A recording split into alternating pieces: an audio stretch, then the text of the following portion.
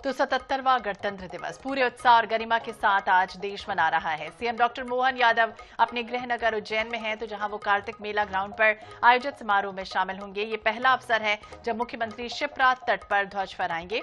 इसके अलावा भोपाल के लाल परेड मैदान में राज्यपाल मंगू भाई पटेल ध्वजारोहण करेंगे। इस बार परेड खास है, अब तक की सबसे लंबी परेड, जिसमें 23 प्लाटून, 1300 जवान, डॉग स्क्वाड और महिला शौर्य दल शामिल होंगे। तो वहीं छत्तीसगढ़ में बिलासपुर में सीएम विष्णुदेव साय और रायपुर में राज्यपाल रमेश डेका ध्वजारोहण करेंगे। परेड, झांकियां और सांस्कृतिक कार्यक्रमों के जरिए देश की शक्ति और प्रगति का प्रदर्शन किया जाएगा। और इसी विषय पर ज्यादा जानकारी के लिए बात करेंगे। गौरव गुप्ता हमारे सहयोगी हमारे साथ ज्यादा जानकारी के लिए जुड़ गए हैं। गौरव, देखिए, झांकियां, हॉर्स शो और डॉग शो आकर्षण का केंद्र बनने जा रहे हैं। आज किस तरह की तस्वीरें हम जो दर्शक हैं वो देख पाएंगे आपके माध्यम से?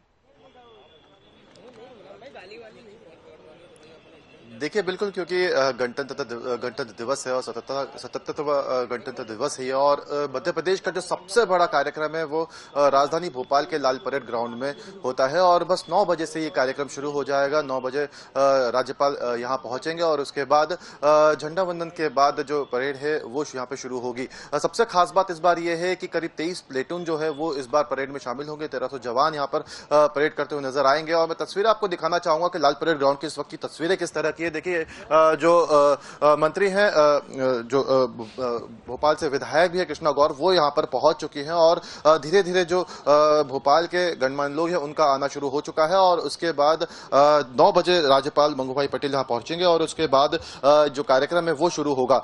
देखिए, आज के कार्यक्रम की अगर हम बात करें तो सबसे खास आज शौर्य दल, एनएसएस सहित डॉग स्क्वाड की जो टीम है वो आज की इस परेड में शामिल होंगे। परेड के बाद स्कूली बच्चों का जो कार्यक्रम होगा, जो उनकी प्रस्तुतियां होंगी, वो सबसे ज्यादा आकर्षण का केंद्र जो है बनने वाली है। इसके अलावा बताना चाहूंगा कि झांकियां भी यहां पर निकाली जाएंगी। करीब 22 विभाग है जिनकी झांकियां आज के दिन लाल परेड ग्राउंड में दिखाई जाएंगी और इन विभागों के माध्यम से दिखाया जाएगा कि क्या कुछ इन विभागों के माध्यम से मध्य प्रदेश में अब तक काम किए गए हैं और क्या कुछ खास उन विभागों का जो काम है वो रहता है। झांकियों के माध्यम से ये प्रस्तुति देने की कोशिश यहाँ पे की जाएगी। बताना चाहूंगा, जो झांकी सबसे अच्छा प्रदर्शन करेगी उसको यहाँ पे पुरस्कृत भी किया जाएगा।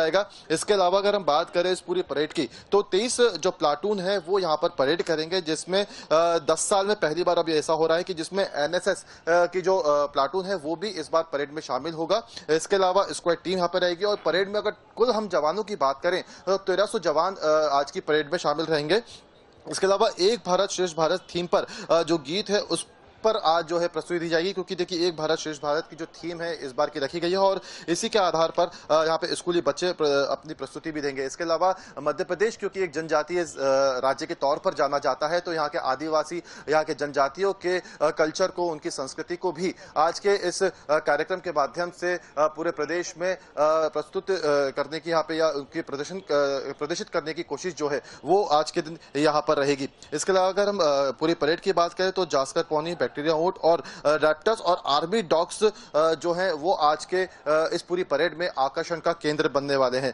इसके अलावा बताना चाहूंगा सबसे मुख्य कार्यक्रम और होने वाला है, जहां पर पुलिस विभाग के कई अधिकारियों कर्मचारियों को आज पुरस्कृत भी किया जाएगा उनके काम को लेकर, जिसमें परेड में MP police, SAF, police band, NCC और गर्ल्स और बॉयज विंग स्क्वाड गाइड की टीम के अलावा महिला शौर्य दल भी यहाँ पे जो परेड में शामिल होंगे। उसके बाद ये पूरा जो पुरस्कार का जो कार्यक्रम है वो यहाँ पर किया जाएगा।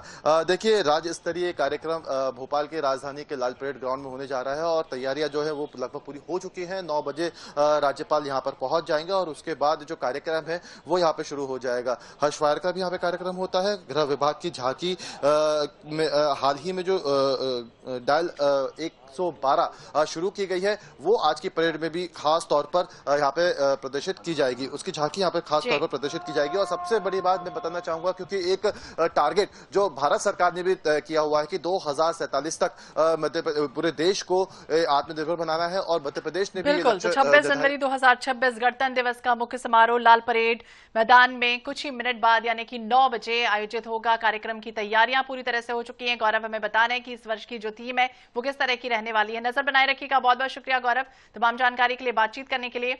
और मनोज नायक भी हमारे साथ ज्यादा जानकारी के लिए राजधानी रायपुर से जुड़ जुड़ गए हैं। मनोज, किस तरह की तस्वीरें, किस तरह का उत्साह और किस तरह का जो डायवर्जन है वो आज साफ तौर पर पार्किंग के लिए देखा जा रहा है, और कितने मिनट बाद कार्यक्रम शुरू हो जाएगा? जी देखिए, ठीक 9 बजे राजधानी के पुलिस परेड ग्राउंड में जो मुख्य समारोह है गणतंत्र दिवस का, वह शुरू होगा। और इससे पहले आप देख सकते हैं कि आज जो राज्यपाल पुलिस परेड ग्राउंड आएंगे और इसके बाद जो है वे ध्वजारोहण करने के बाद जो है परेड का निरीक्षण करेंगे, परेड की सलामी लेंगे। इसके बाद तमाम जो 14 प्लाटून है, आप देख सकते हैं पूरे प्लाटून, अलग अलग प्लाटून है, जिसमें कि जिला बल के अलावा जो है